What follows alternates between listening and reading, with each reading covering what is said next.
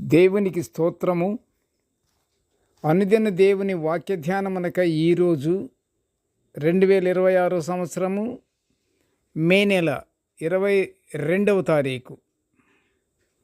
ఈరోజు ధ్యాన వాక్యము పరిశుద్ధ గ్రంథము నుండి మత్తయి సువార్త 5వ అధ్యాయము 29వ వచనాన్ని మనము ధ్యానించుకుందాము.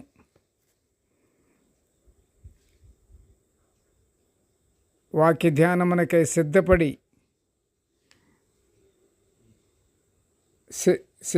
ఉన్న మీ అందరికీ క్రీస్తు ప్రభు వారి ప్రశస్త నామములో శుభములు దీవెనలు కలుగునుగాక. వాక్య ధ్యానానికి వెళ్దాము. ధ్యానము చేసేటప్పుడు మనము ఏకాగ్రత కలిగి శుద్ధ హృదయముతో దేవుని వాక్యాన్ని మనము ధ్యానించుకుంటూ పరలోకాశీర్వాదాలు పొందుకుందాము.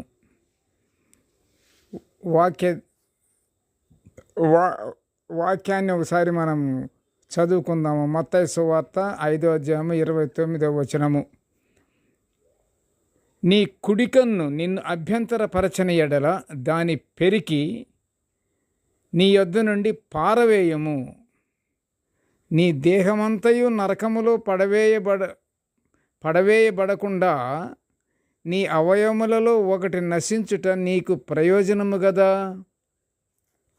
ప్రియ దేవుని బిడ్డలారా, ఈరోజు ధ్యాన వాక్యము మనిషిలోని అపవిత్రతను పారవేసి పవిత్రునిగా దేవుని రాజ్యములోకి ప్రవేశించుట అంశము గురించి మనం ధ్యానించుకుంటున్నాము. మానవుని హృదయంలోకి అపవిత్రత అనేది చెడ్డ స్వభావము, చెడ్డ భావము, ఇవన్నీ ఎలా వస్తాయంటే మానవుల్లోకి ఇవి కళ్ళ ద్వారాను మన చెవుల ద్వారాను ప్రవేశిస్తాయి. కళ్ళు అంటే మరి చూస్తాం కాబట్టి చూస్తున్న దాని వల్లను వినే మాటల వల్లను, కనుక అపవిత్రత అనేది ఎక్కడ వస్తుంది అంటే మన మనసులోకి కళ్ళు, చెవులు. లోకములోని శరీరాశ, నేత్రాశ, జీవపు డంబాన్ని ఎప్పుడైతే మానవుడు ప్రేమిస్తాడో ప్రియ దేవుని బిడ్డలారా, అప్పుడే అతని హృదయంలో అపవిత్రత చేరి ఎప్పుడు శరీరాశ, నేత్రాశ, జీవపు డంబము, ఈ మూడు చాలా భయంకరమైనవి, చెడ్డవి. వీటిని ఎప్పుడైతే ప్రేమిస్తాడో మానవుడు, అపవిత్రత వెంటనే చేరినట్లే, చేరుతుందేమో కాదు, మన హృదయంలోకి చేరిపోతుంది. అలాంటి అపవిత్రత చేరి దేవుని వ్యతిరేక కార్యాలు చేస్తుంటాడు. పరిశుద్ధ గ్రంథంలోని వాక్యానుసారం మానవుడు శరీర కార్యాలను అనుసరిస్తే ఫలితము నరకాగ్నియే కదా. అందులో అనుమానం ఏముంది? అనుమానం ఏమీ లేదు. అందుకే మత్తయి సువార్తికుడు 5వ అధ్యాయం 29లో, అంటే నేటి ధ్యాన వాక్యము 5వ అధ్యాయం 29లో చెప్పినట్లు, నేత్రాశతో నీవు అపవిత్రతకు గురై నరకాగ్నిలో పడే కంటే నీ నేత్రాన్ని పెరికి పడేయమని అంటాడు సువార్తికుడు మత్తయ్య గారు.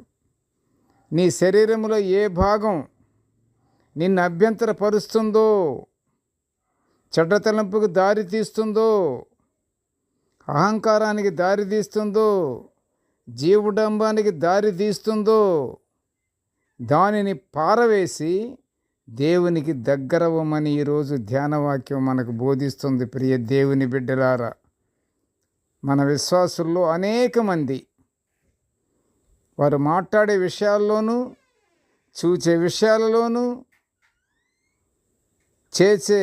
చేసే పనుల్లోనూ, వినుచున్న మాటల వల్లను, మాటలు కూడా వినకూడదు, చెప్పుడు మాటలు అసలు వినకూడదు ఎవరు చెప్పినా. అలాగా వింటున్న మాటల వలనను చాలా అజాగ్రత్తగా ఉంటూ అపవిత్రతను లోనకు తెచ్చుకునే పరిస్థితి ఏర్పడుతుంది. వారి క్రియలలో సౌమ్యత ఉండదు, శాంతం ఉండదు, నమ్మకం ఉండదు, అసలు యథార్థత ఉండదు. యథార్థత లేనటువంటి చెప్పుడు మాటలు ఎక్కువ ఉంటాయి. 99 ఎదుటి వ్యక్తి బాధపడతాడేమో అనే భావము కలగదు. మాట వదిలితే ఆ మాట వల్ల అతను ఎదుటి వ్యక్తి బాధపడతాడేమో అని ఉండదు. అతను మాట్లాడవలసింది మాట్లాడేస్తాడు. ప్రియ దేవుని బిడ్డలారా, అంతేకాదు, పరిస్థితులు అనుకూలించని సమయాలలో కళ్ళతో కానీ నాలుకతో కానీ పాపము చేయవలసి వచ్చినప్పుడు దేవుని భయములో అట్టివారు గ్రుడ్డివారుగాను మోగవారుగాను ఉండాలి. అంటే అవి ఏమి దరికి రానివ్వకూడదన్నమాట. అలాంటి టైంలో గుడ్డివారుగా బ్రతకాలి. అంటే ఏమి కనిపించలేదు నాకు, మూగవారుగా ఉండాలి. వినే మాటలు నాకేమి వినిపించట్లేదు, నాకు వినాలన్నా వినిపించదు.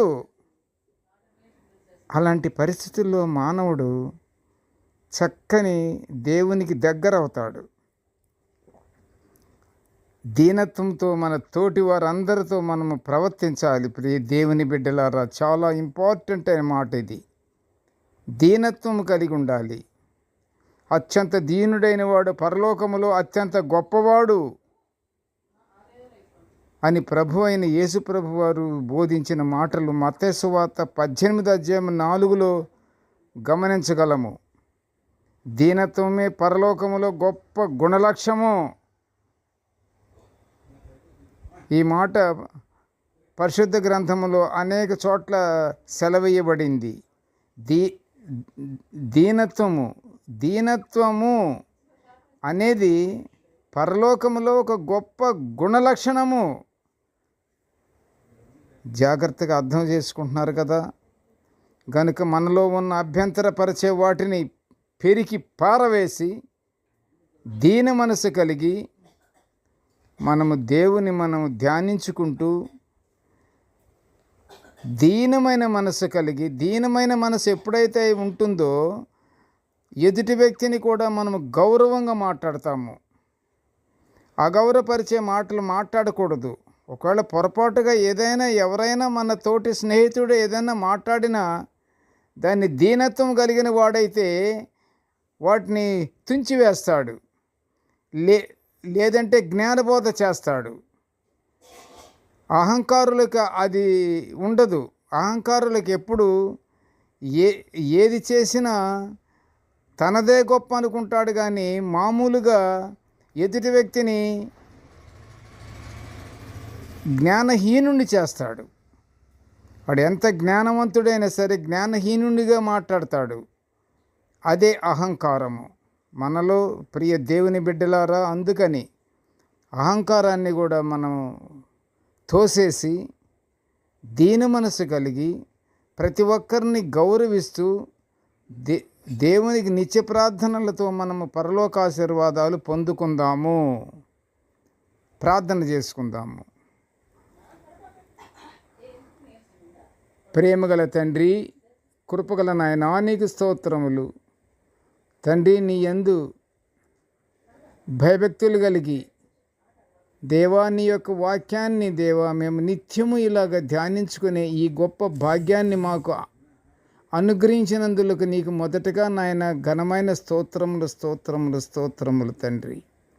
ఆయన నేటి వాక్య ధ్యానాన్ని వింటున్న ప్రతి బిడ్డను ఆశీర్వదించయ్యా తండ్రి. మాలో ఏ విధమైనటువంటి అహంకారము, గర్వము, లెక్కలేనితనము ఏమి లేకుండా దేవా దీన మనసు కలిగి నీ యందు భయభక్తులతో ప్రతి ఒక్కరిని దేవ మేము ప్రేమించే గుణము కలిగి నీ ఆశీర్వాదము పొందుకునేటట్లుగా మమ్మలను ఆశీర్వదించమని నాయన ఈ మనవులన్నీ యేసయ్య పుణ్యనామమున వినయముగా వేడుకొనుచుంటున్నాము తండ్రి. ఆమెన్. దేవుడు మనలందరినీ బహుగా దీవించుగాక. Amen, amen, amen.